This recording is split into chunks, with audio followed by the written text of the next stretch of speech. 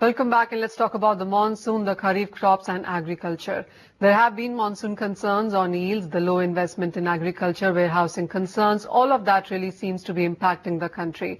The erratic monsoon has brought about yield concerns for the kharif crop. Also, the limitation in investment and overall deficit in warehouse space mars the agriculture sector. We have with us Sandeep Sabharwal, Group CEO, Origo Commodity Management. Also joining us is Mr.Sunoor Kaul, who is Director, Origo Commodities, to take this discussion forward. Well, both of you are important players in this sector. Sunoor, let's start with you first.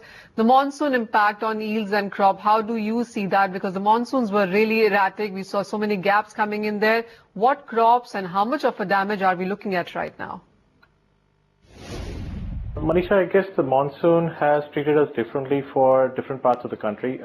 We've seen, lower rains in the southern part of the country, and for the impact on the crops on South India has been, has been variable, but it has impacted certain crops more than the others. In Andhra region, we see rice or paddy essentially being about 20 to 30% lower than what we had estimated earlier before the rains treated us the way they did. In terms of the crops around soybean and other crops towards the north, I think the rains have treated us fairly. I think the crops estimate are similar to what we had expected earlier as well. But I think towards the southern part of the country, we will see a lower estimate of the crops than what we had originally expected. Sandeep, what's your sense? What crop damage are you assessing right now? What numbers are you working with? I do believe that there would be some damage, but nothing which will be substantial to to impact the overall agricultural impact that India has. Well, of course, as of now, we are working with 3% year-on-year, more growth in a case of the kharif output there. But Sunoor, according to you, what crops need more managing? What crops are you focusing on right now? And what are the strengths right in the sector? So we are essentially looking at all the dry grains, pulses, oilseeds. So what we are trying to do is manage with the crop that we have for rice in the southern part of the country. We're trying to go more interior in terms of where we source the crop from the farmers. Towards the northern part of the country for oilseeds, as well as for Karnataka region for maize. But oilseeds for MP and Rajasthan, we are fairly comfortable in terms of what crops are going to come. We don't expect a very big spike in terms of prices as well. Maize and rice, of course, given that it's predominantly in the southern part, except for Rajasthan, and a little bit for Maharashtra, I think there'll be certain impact in terms of price when the production starts. So we are careful in terms of what the paddy prices are going to be. The basmati paddy in particular, I think given that the exports have been sluggish as compared to what they have been in the past, I think the prices on the basmati paddy would be slightly lower, what we expect for the coming few months, and they have already started a downward trend. But I think the other varieties of rice, I think they'll have a stronger momentum in price when they start. And even as we have that conversation, the latest numbers from IMD are flashing on your screens. Monsoon till time is 13% deficient till date is what the IMD has come out with just a few minutes back. But Sunoor, just coming back to you, the government incentives, I mean, we keep talking about that. And as the government also said that they were more prepared this time around, the irrigation was better, and they have also released a lot of stock from their buffer. Do you think that's enough, or there's more desirable from the government in this kind of a situation? I think, Manisha, you can't blame the government. I think there's little that the government can also do, given that, as you said, the monsoon has been erratic. So it's not been something that we could predict. There have been late rains that has damaged the crop as well. The rains were, in the southern part, we received the rains just now. There was a big gap in between as well. So I would say we can't really blame the government for not doing too much because most of the crops that we are having in this season are not exactly irrigated, and you can't use drip irrigation for rice, for example. So it's one of those things that I guess in the current scenario, I think everybody's trying to do the best they can. Government support at a farmer level continues to be there, same as before. But in terms of the non-irrigated lands, I think there's little that the government can do to change what we are facing currently. Fair point. While the southern part of India and of course some parts of Northeast also have seen concerns this time around. Sandeep, what's your sense when we talk about agri-finance and especially this time around, where have been the key focus from you? So agri-finance, though we have seen that the government on subsequent across all budgets have been talking about agri-finance, the focus is rightly there. The impact analysis is yet to be done in terms of how much of impact is actually going down to the farmer. I believe that the thought behind the agri-finance is there in India, and it has been there for quite some time now.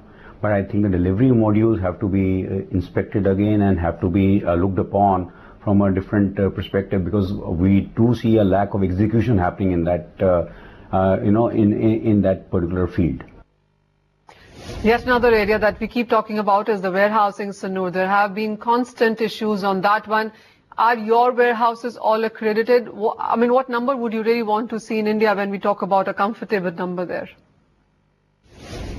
So we manage close to about 3.5 million tons overall across about 15 states for different clients, including the government, FCI, Pungrain, multiple agencies, including state warehousing corporations across the country, and some of the private clients and farmers as well. What we have seen is, even though there is an overall deficit of warehousing space, I think it's being managed by a lot of the cap storage that most of the states in the north do. As well as for the critical grains, I think we have enough space to be able to store them in a closed warehouse. Cap storage is always risky for the government as well as for private bodies, but I think there is a limitation in terms of the amount of investment that has gone in. Recently, there has been less clarity from the government in terms of how the subsidy would be allocated, so there'll be a slowdown in terms of how the investments would be made in the warehousing space. We had large plans in terms of market infrastructure across the country, including private mandis as well. The lack of clarity has slowed us down and other players in the industry as well. And that will continue till the time I think the government gives a clear indication as to how the subsidy structure would work for both the market infrastructure as well as the warehouse structures.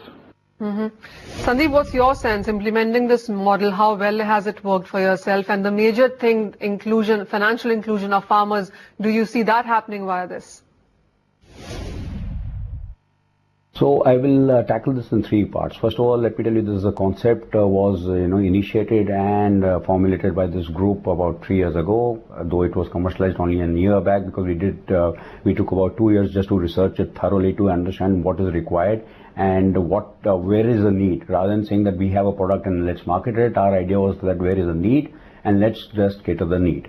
Now, having said that, what we are also looking at it from a fact is that after we have implemented this model, which is we started about a year back commercially, during this time we have already done 252 crores of loans.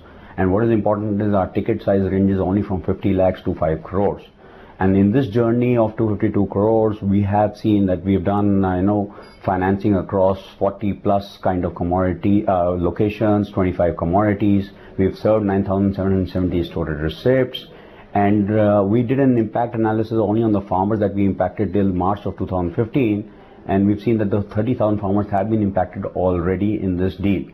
Now, one important thing that I would like to say is that, yes, the field is so large that saying that we will take away the entire field is not the right thing to say. And we are seeing that other people are following, other NBFCs are following suit of the foundation of what we've already laid. And I believe that is I'll have the audacity to say that imitation is the best form of flattery. So I'm very happy that, yes, there are people who are recognizing that this model works and they're just trying to copy it, because the fact of the matter is that the real financial inclusion to a farmer or to an integrator is not there in India as of yet. Well, we really seem to be working with that, with both of you on the board with this. I mean, and I'm sure we are making progress there. But Sunoor, a final point from you. Where should be the focus more be? What are your strategies? Is it the pricing? Is it the infrastructure? What does India need to look at currently when it comes to the agriculture sector? What we are trying to do, Manisha, is we're trying to create a lot of market capabilities in the front end and a lot of sourcing capabilities at the back end. When I say market capabilities, we're trying to network and consolidate people who are either processor or consumer of goods. We're trying to create the right market infrastructure. There are a few initiatives that we're trying to do with the government of Andhra Pradesh in terms of either managing the government stock, or we're trying to create the market infrastructure, and across other states as well. We're trying to bring in efficiencies and controls wherever we can. In terms of sourcing, we're trying to create source points across the country so that the farmers can have a direct linkage with us and through us with the direct consumer. I think a lot can be done in terms of price control if we have that efficiency in terms of source and the market infrastructure. And I think that's where our participation along with the other private bodies would be useful. Well, thumbs up to that, and thank you so much, Sandeep and Sunoor. Both the companies, of course, Origo and SLC, working in agri-finance and infrastructure. Positive things coming across, and as they said, the government has been helpful, but there is so much yet to do when it comes to the agriculture sector in India. We will keep an eye on to that. But with currently now, that's all the time that we have on Hot Commodities. Thank you so much for watching.